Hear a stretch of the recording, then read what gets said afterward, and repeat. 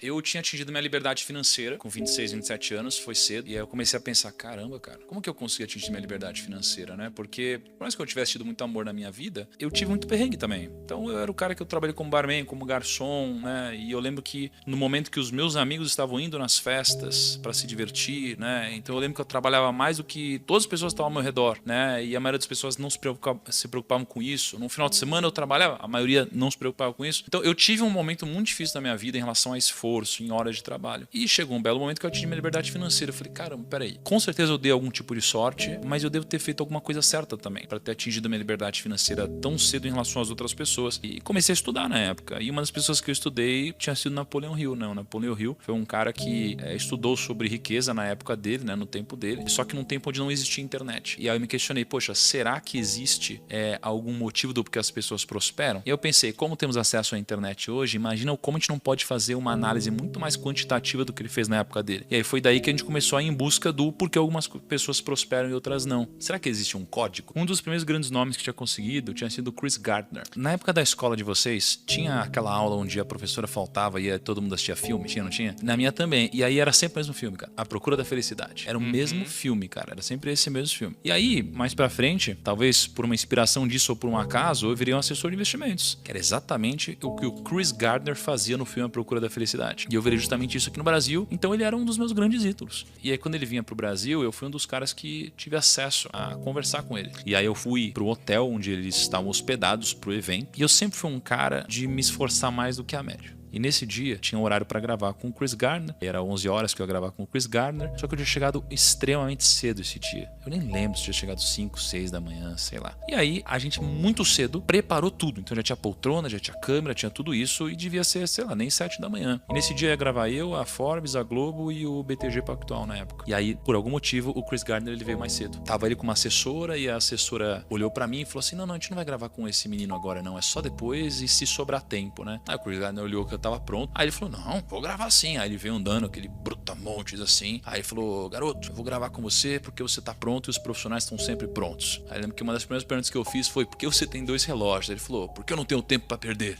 E foi muito legal. Acho que o principal insight que eu tive dele foi, there is no plan B, né? Não tem plano B. E todas as pessoas que eu conheço que de fato ficaram muito grandes, elas não ficaram grandes diversificando, elas ficaram grandes com uma grande porrada. Então pega todos os empreendedores, eles ficaram grandes com um grande empreendimento que deu certo, e não vários. O que eu percebi é que as pessoas, elas não devem diversificar o seu trabalho, mas devem diversificar o seu patrimônio, que são coisas diferentes. Isso. Os judeus, eles têm uma passagem que é a passagem de quando eles ensinam como investir o capital. E aí eu decidi me aprofundar nisso. E aí eu liguei hoje pro Rabino Dudu, e aí ele pegou a Torá, e ele abriu lá. Cara, é uma loucura, assim. E aí ele começou a interpretar pra mim tudo isso, e os judeus, eles representam 0,2% da população, e eles têm eles têm quase 1,5% da riqueza mundial. Então assim, eles são muito ricos por cabeça, mais do que qualquer outra religião, né? E tem algum motivo do porquê eles são muito ricos. Quando a gente foi estudar os princípios, né, judaicos, pensa que os judeus, eles acreditam, né, que os primeiros 5 livros da Bíblia são o Pentateuco, e aí, além disso, você tem a Talmud, que é uma coletânea, né, de livros que falam sobre lei, ética, moral e etc. Um desses livros tem um capítulo específico onde conta-se uma história. E nessa história é muito interessante que diz o seguinte, eles estão falando sobre leis. Estava escrito o seguinte, se você deixa um dinheiro seu na mão de alguém para cuidar, e essa pessoa perde o dinheiro que você deixou na mão dessa pessoa para cuidar, essa pessoa, ela está certa ou errada em ter perdido seu dinheiro? Tá? Então, olha que interessante. O livro fala que depende. Ele diz assim, ó, se eu deixei meu dinheiro com você e você foi negligente, então se você pegou dinheiro e você deixou na mão de uma criança, ou você pegou, amarrou, jogou para trás aqui, e você perdeu dinheiro, você é o culpado. Então, alguma coisa ruim tem que acontecer com você. Se você pegou esse dinheiro e você guardou da forma correta, mas alguém veio e te assaltou, você não é culpado. Se você fez tudo certo e você foi roubado, aí você não é culpado, tá? É isso que tá escrito lá. Só que aí, ele diz o seguinte, poxa, mas eu poderia ter dado esse dinheiro para uma criança. Em outras palavras, ele está dizendo assim, você poderia ter sido negligente. Mas o que mais eu poderia ter feito? Aí o rabino responde para ele, você poderia ter amarrado esse dinheiro na sua mão. Aí fala, amarrado esse dinheiro na sua mão? E aí depois ele explica o que é amarrar o dinheiro na sua mão. Ele diz, amarrar o dinheiro na sua mão seria como você pegar 1/3 do seu patrimônio e você enterrar embaixo da terra. 1/3 do seu patrimônio e você investir em negócios. E 1/3 do seu patrimônio e deixar deixar esse dinheiro não, e deixar essas posses abaixo da sua mão. Então ele diz, basicamente, que para o seu capital, você deveria diversificá-lo dessas 3 formas: terras, negócios e posses que estejam abaixo da sua mão. Ou seja, real estate,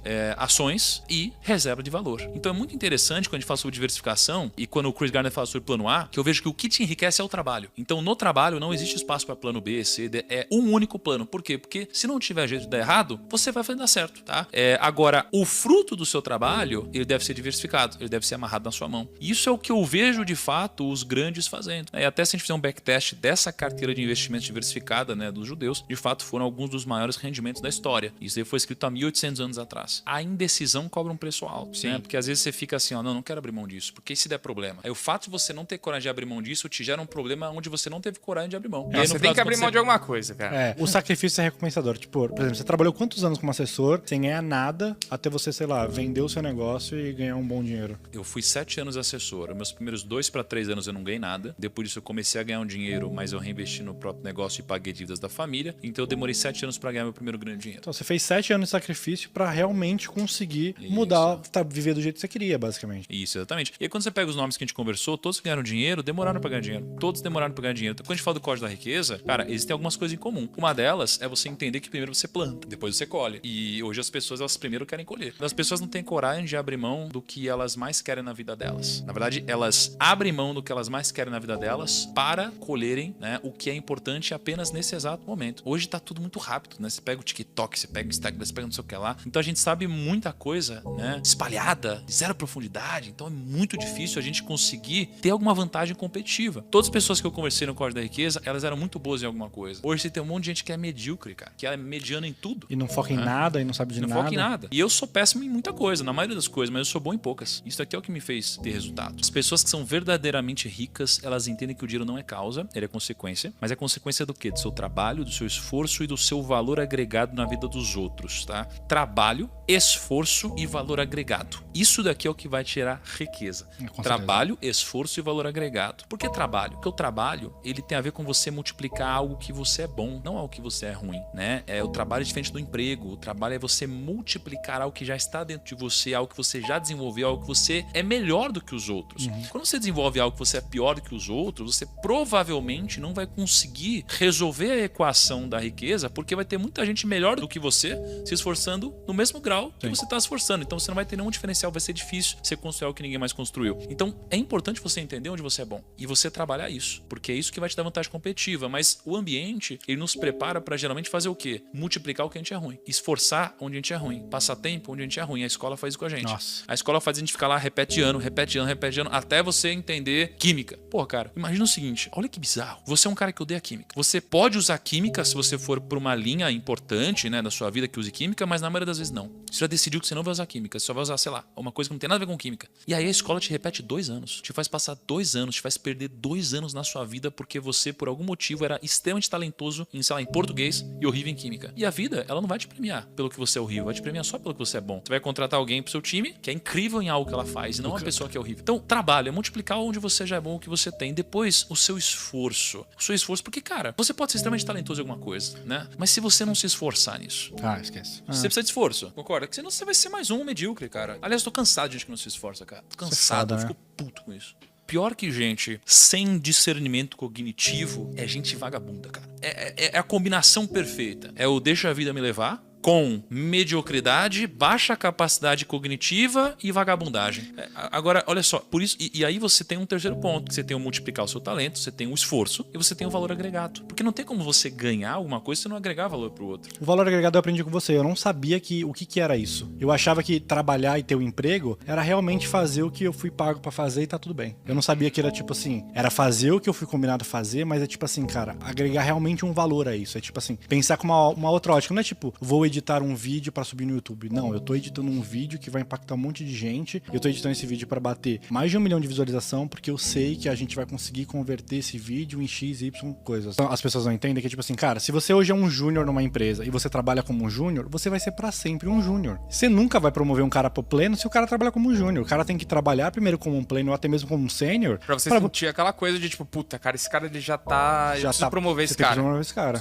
Não dá pra não promover esse cara, né? Tem que chegar nessa parada. E aí eu tava com o Jeffrey Myron, eu falei assim, Jeffrey, o que é riqueza pra você? E aí ele falou assim, tem 3 tipos de definições pra riqueza. Aí ele falou assim, a primeira é a riqueza financeira. Mas não é a única definição, mas é a primeira definição. A riqueza financeira é ter um patrimônio bacana que você construiu ao longo da sua vida. Então, mas você tem também a riqueza humana, que é o conhecimento que temos como indivíduo e a nossa capacidade de transmitir isso para outras pessoas, criando relações entre si. Isso é riqueza também. E a terceira riqueza é a riqueza vital, que ele diz que é basicamente a saúde, porque sem ela, as outras duas não fazem sentido nenhum. Então não adianta nada ter só a riqueza financeira se eu não tiver a riqueza vital. Não adianta nada ter riqueza financeira e a vital se eu não tiver a riqueza humana, porque vai me faltar alguma coisa. Você sabe como nasceu a previdência privada? A gente tem a previdência privada e a previdência social. A previdência social, né? Lá atrás, lá no exército romano, eles criaram um formato onde eles pegavam 2/7 do salário dos soldados romanos. E aí eles convertiam isso daqui no futuro em benefícios para eles. E aí depois dá um pedaço de terra para os romanos. Aí mais para frente, na Prússia, eles, lá em 1883, se eu não me engano, com Otto von Bismarck,